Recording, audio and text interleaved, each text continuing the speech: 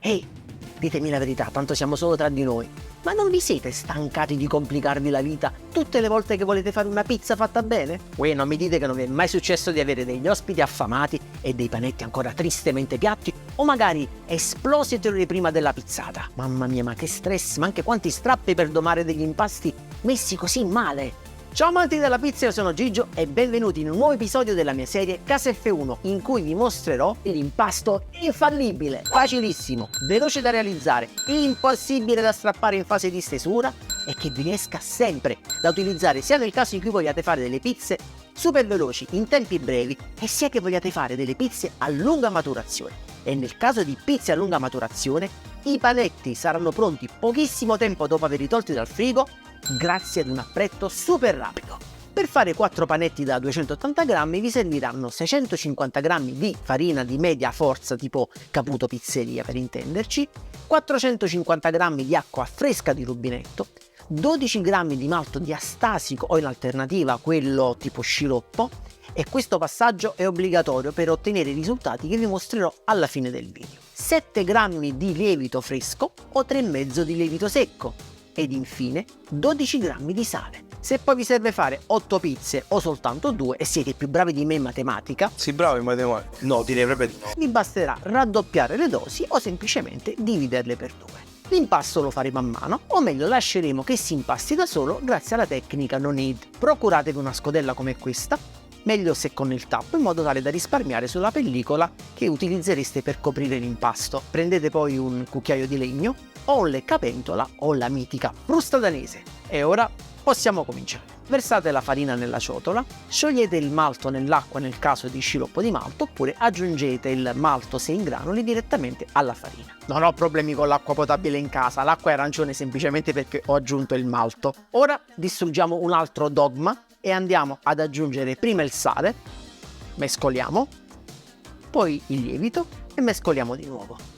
A questo punto possiamo versare l'acqua arancione nella ciotola e mescolare per incominciare ad incorporare la farina. È davvero importante che non rimanga farina sul fondo, quindi procedete fino a quando non sarà completamente incorporata nell'impasto. E a questo punto fermatevi, non andate oltre. È davvero importante che l'impasto rimanga grezzo in questo modo, perché è adesso che l'impasto comincerà ad impastarsi da solo. Chiudete la ciotola e lasciate riposare l'impasto per un quarto d'ora. Se poi dovesse fare particolarmente caldo, diciamo dai 26 gradi in su, vi consiglio vivamente di far fare 10 minuti fuori dal frigo e gli ultimi 5 minuti in frigo, specie se durante la prima fase di impastamento vi siete accorti che l'impasto sembrava molto idratato perché era molle e poco compatto.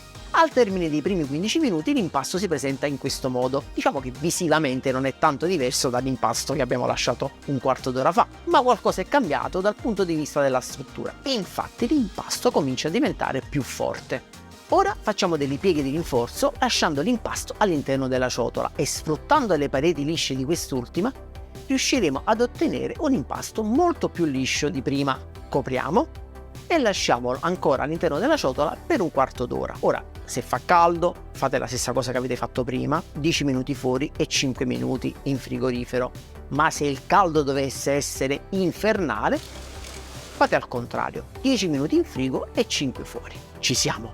Questo è l'impasto al termine dell'ultima pausa. Bellissimo! Ora possiamo procedere con la fase della laminazione. Versate l'impasto su un tavolo e cominciate a tirare i bordi. Fate in modo tale che assomigli a un vero e proprio lenzuolo. Poi non vi preoccupate se si dovesse bucare durante questa fase. Ovviamente proseguite adagio e cercate di assecondare la forza dell'impasto, quindi tiratelo in modo armonico perché non state giocando al tiro alla fune. Piegate l'impasto in questo modo e fate le ultime 2 pieghe. Ed eccolo pronto per l'ultimo riposino di 5 minuti a temperatura ambiente.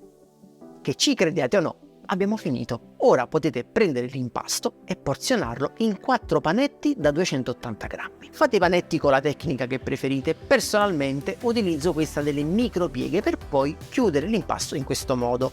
È molto importante non stringere troppo l'impasto, specie se avete in programma di cuocere gli impasti a stretto giro. E a proposito, parliamo proprio di tempistiche. L'impasto dovrà rimanere fuori dal frigo fino al raddoppio, che in inverno può avvenire in circa 3 ore. In estate questo potrebbe avvenire anche nella metà del tempo.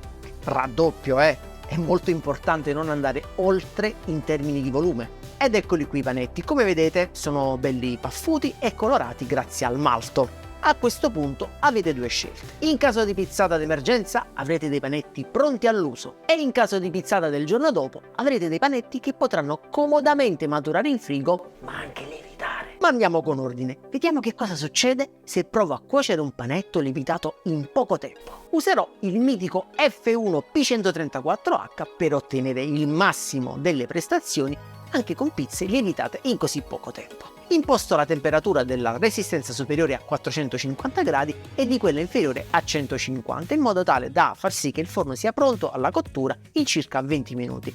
Ma prima di iniziare a cuocere spegnerò del tutto la resistenza inferiore in modo da ottenere risultati ottimali. Vi ricordate quando vi ho chiesto di non stringere troppo gli impasti? Questo è il motivo.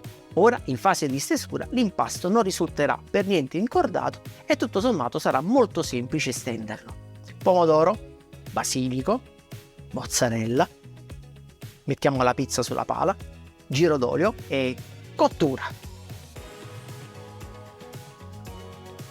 Guardatela la pizza, non è niente male. Se devo fare un appunto lo faccio a me stesso, ho un po' esagerato col pomodoro, avrei potuto sicuramente metterne di meno. Però, devo dire la verità, a guardarla così non mi sembra una pizza lievitata in sole 2-3 ore. Dal punto di vista visivo diciamo che ci siamo. Ora guardiamo invece il cornicione e devo dire che pure il cornicione è ben alveolato, quindi sembra una pizza fatta con tutti i crismi. Ma una pizza non si può definire tale se non facciamo la prova dell'assaggio.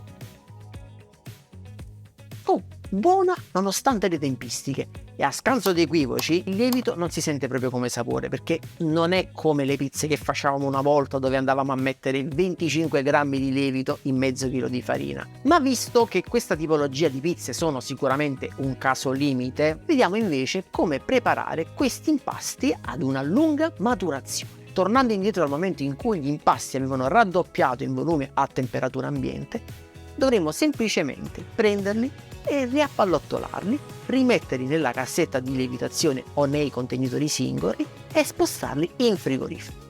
Assicuratevi di posizionare gli impasti nella parte più bassa del frigorifero, che è anche quella più fredda, e di impostare la potenza del frigorifero al massimo, in modo tale da avvicinarci alla temperatura di 4 gradi centigradi. Quindi lasciate i panetti in frigorifero per almeno 12 ore, ma come ho già dimostrato nel mio video sulle lievitazioni estreme, in teoria potreste lasciare gli impasti in frigorifero per qualche giorno senza andare ad intaccare la qualità del prodotto finale, ma qualche giorno, non 24 come ho fatto io.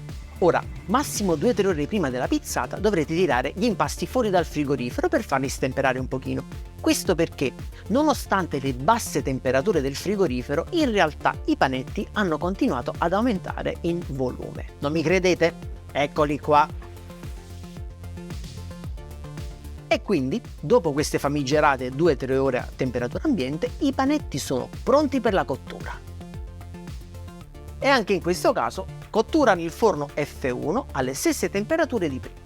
A proposito, se volete conoscere ulteriori dettagli su questo forno e approfittare del 15% di sconto su tutti i prodotti della linea Easy Pizza ed Evolution, cliccate il link in descrizione e utilizzate il codice sconto GIGIO15.